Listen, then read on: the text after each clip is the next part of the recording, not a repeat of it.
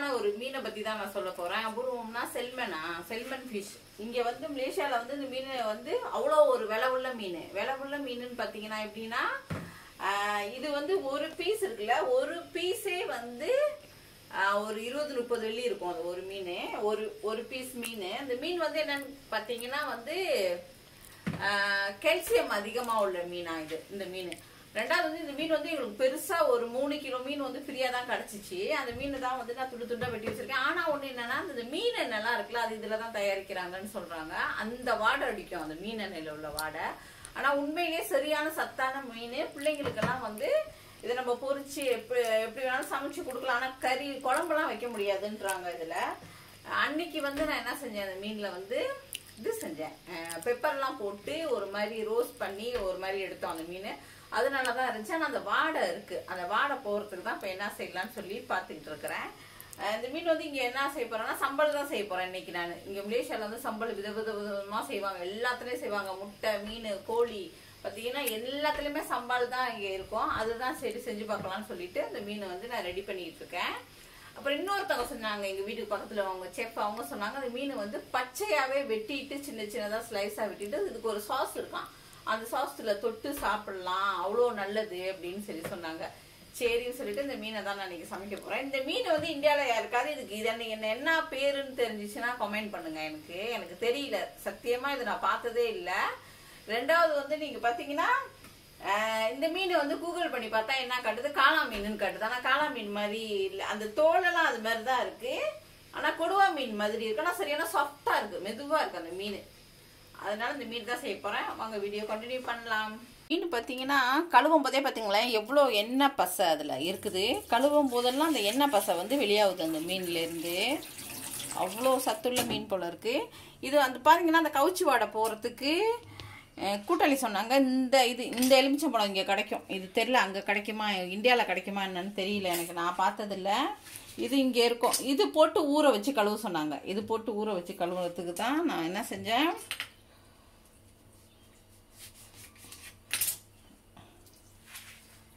மீன் கொடுத்தவங்க எங்களுக்கு எலுமிச்சம்பழம் எல்லாமே ஓசிலேயே கிடச்சிருச்சு. இந்த மீன் காசு கொடுத்தெல்லாம் நம்ம ரொம்ப விலை கொடுத்து வாங்கி சாப்பிட முடியாது. அதனால் பார்த்தீங்கன்னா இந்த எலுமிச்சம்பழத்தை ஊற்றி கொஞ்சம் நேரம் ஊற வச்சிருந்து திருப்பி கழுவிட்டு அப்புறமா தான் இது அப்படியே போட்டு கொஞ்சம் நேரம் ஊற வச்சிருப்போம்.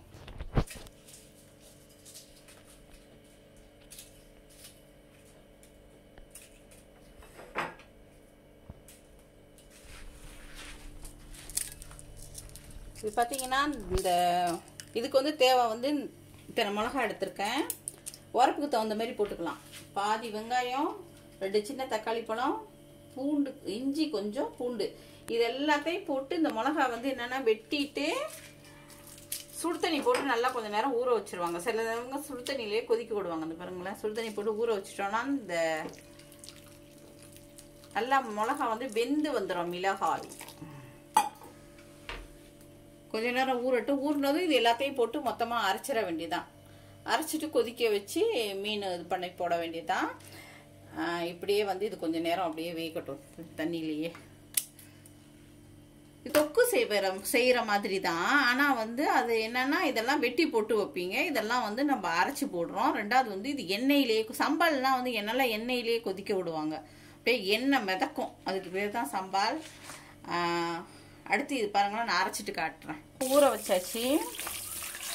ஊற வச்சுட்டு திருப்பி ஒரு தடவை நான் அலசிக்கிறேன். அந்த பார்த்தீங்கன்னா அந்த எலுமிச்சம்பழத்தோட வாசனை தான் வருது. அந்த மீனில் உள்ள அந்த வாடை வந்து அதில் இல்லை. ஓகே, இப்போ நான் வந்து இதில் என்ன செய்ய போகிறேன், கொஞ்சம் மஞ்சத்தூள், உப்பு, அரிசி மாவு போட போகிறேன். ஏன்னு கேட்டிங்கன்னா அது பாருங்க உடஞ்சிரும், ரொம்ப சாஃப்டாக இருக்குது மீன். அதனால் கொஞ்சம் அரிசி மாவு போட்டுட்டு, கொஞ்சம் வந்து இது கார்ன்ஃப்ளவர் மாவு போட்டுட்டு, சோள மாவு போட்டுட்டு கொஞ்சம் நேரம் ஊற வச்சுட்டு அப்புறம் பொரிக்க வேண்டியது தான். பார்த்தீங்கன்னா அதில் கொஞ்சம் உப்பு போட்டுக்கிட்டேன். உப்பு, கொஞ்சமாக மிளகாய் தூள்,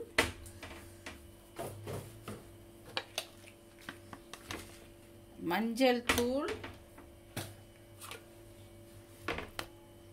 இஞ்சி பூண்டு பேஸ்ட்,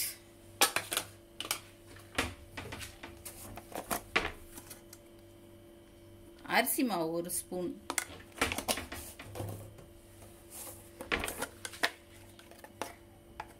இது பார்த்தீங்கன்னா கார்ன்ஃப்ளவர் மாவு 1 ஸ்பூன். கொஞ்சம் எட்டு போயிடு, எண்ணெய் எடு.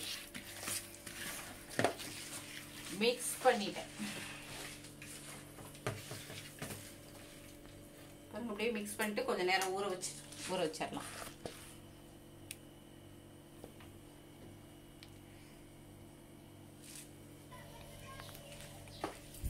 பார்த்தீங்கன்னா அந்த பாருங்க மிளகாயெல்லாம் நல்லா ஊறிடுச்சு, வெந்துருச்சு நல்லா அந்த சுடு தண்ணியில்.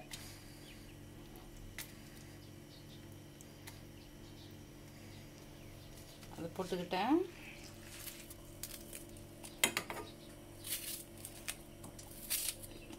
பாதி வெங்காயத்தை வந்து வெட்டி போட்டுக்கலாம். சின்ன வெங்காயம் போட்டால் நான் ருசியாக இருக்கும். ஆஹா, சின்ன வெங்காயம் இல்லை.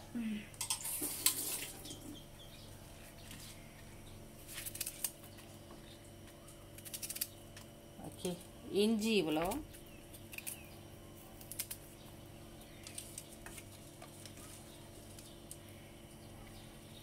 பூண்டு இவ்வளோ போட்டுக்கிட்டேன்.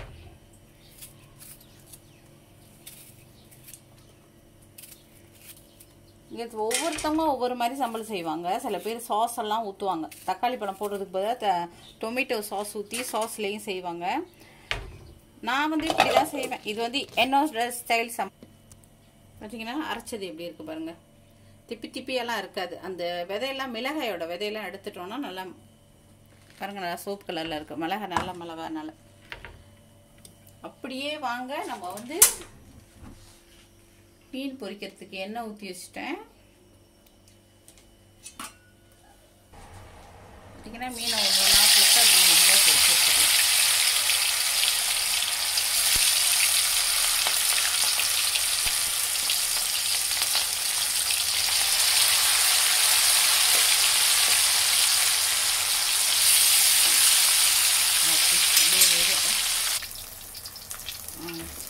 பார்த்தீங்கன்னா இந்த மாதிரி நல்லா உடையில நல்லாவே வந்திருக்கு பாருங்க. உடையாமல் நல்லாவே பொரிஞ்சு வந்திருக்கு. இது மாதிரி எல்லாத்தையுமே பொரிச்சு எடுத்துக்கலாம்.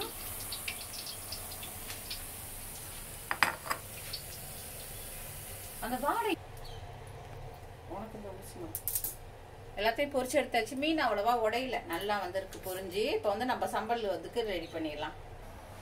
இந்த பாருங்களேன், அதில் நான்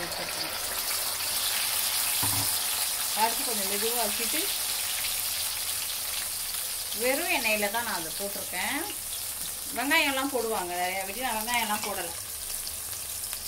கூட்டில் கொஞ்சம் போட்டுட்டு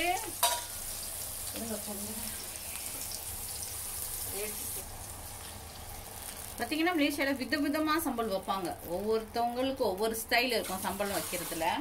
நான் வந்து இந்த மாதிரி தான் வைப்பேன். சிலவங்க வெங்காயம் வந்து ரவுண்டாக வெட்டி போட்டு வெங்காயத்தை வதக்கிட்டு அதுக்கப்புறம் போடுவாங்க. ஒவ்வொருத்தவங்களோட ஸ்டைல் ஒவ்வொரு மாதிரி.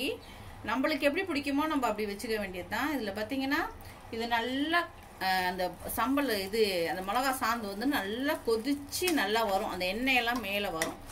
அதுக்கப்புறம் நம்ம மீனை போட்டு கொஞ்சம் நேரம் கிண்டி கொஞ்சம் நேரம் வச்சுருந்து எடுத்துடலாம். இப்படி தான் வைப்பாங்க சம்பல். நல்லா கொதிச்சுட்டு நான் மீன் போடும்போது காட்டுறேன். இல்லைன்னா கல் உப்பு போட்டுக்கிட்டேன் கொஞ்சம். கல் உப்பு போட்டாச்சு. இன்னும் பார்த்தீங்கன்னா சம்பல் நல்லா வேகணும். நான் பாதி தான் வந்திருக்கு. இப்போ நான் என்ன செஞ்சிட போகிறேன், மீன் போட போகிறேன். அதில்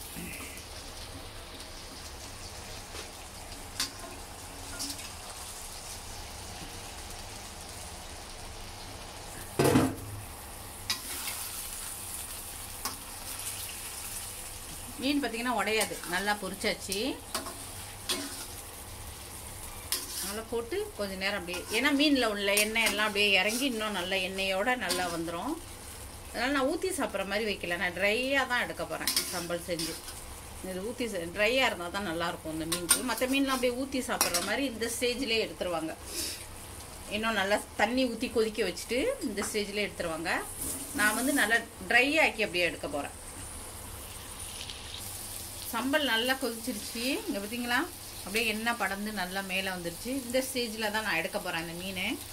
சுத்தமாக அந்த கவிச்சி வாடையே அதில் இல்லை. சூப்பராக இருக்குது மீன். நான் கூட நினச்சேன் என்கிட்ட நிறைய மீன் இருக்குது, யார்ட்டையாவது எடுத்து கொடுத்துடலாமான்னு. ஆனால் உண்மையிலே அவ்வளோ கல்சியம் சத்து இருக்குது. வயசானவங்களுக்கு எல்லாம் சாப்பிட்டோன்னா ரொம்ப நல்லது உண்மையிலே அந்த மீன்.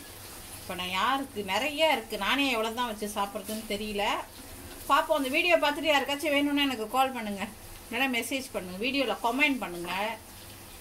நான் கொடுக்குறேன். இந்த மீன் நிறையா இருக்குது என்கிட்ட, சூப்பராக இருக்குது. அந்த இது பார்த்தீங்கன்னா அன்னைக்கு பொரிச்சதோட இந்த லெமன் போட்டு இது போட்டோம்ல, இது நல்லா அந்த கவுச்சி வாடையை வந்து நல்லா எடுத்துருச்சு. ஓகே, சூப்பரான ஒரு மீன் சம்பால் ரெடி.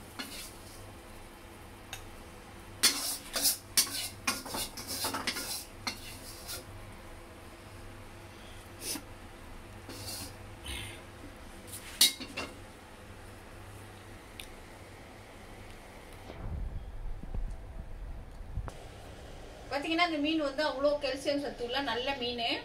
ஆனால் ரொம்ப விலை அந்த மீன். நம்மளுக்கு ஏதோ கடவுள் புண்ணியத்தில் கிடச்சிச்சு, அதை வச்சு நம்ம வந்து சமைச்சு. இது வந்து பார்த்தீங்கன்னா நிறைய வந்து ஹோட்டலுங்களில் இதுலலாம் நல்லா விதவிதமாக சமைப்பாங்களாம் அந்த மீன்.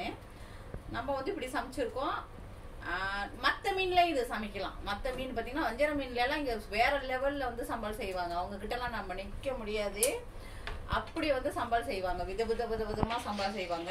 அது மாதிரி மற்ற பொடி மீனை தவிர மற்ற மீன் எல்லாத்துலேயும் வந்து சம்பால் செய்வாங்க. ட்ரை பண்ணி பாருங்க, செஞ்சு பார்த்துட்டு கமெண்ட் பண்ணுங்க. ஓகே, நன்றி, வணக்கம். பிடிச்சிருந்துச்சுன்னா வீடியோவை லைக் பண்ணுங்க, ஷேர் பண்ணுங்க. அதே தான் நான் சொல்லிட்டு இருக்கேன். ஓகே, நன்றி, வணக்கம்.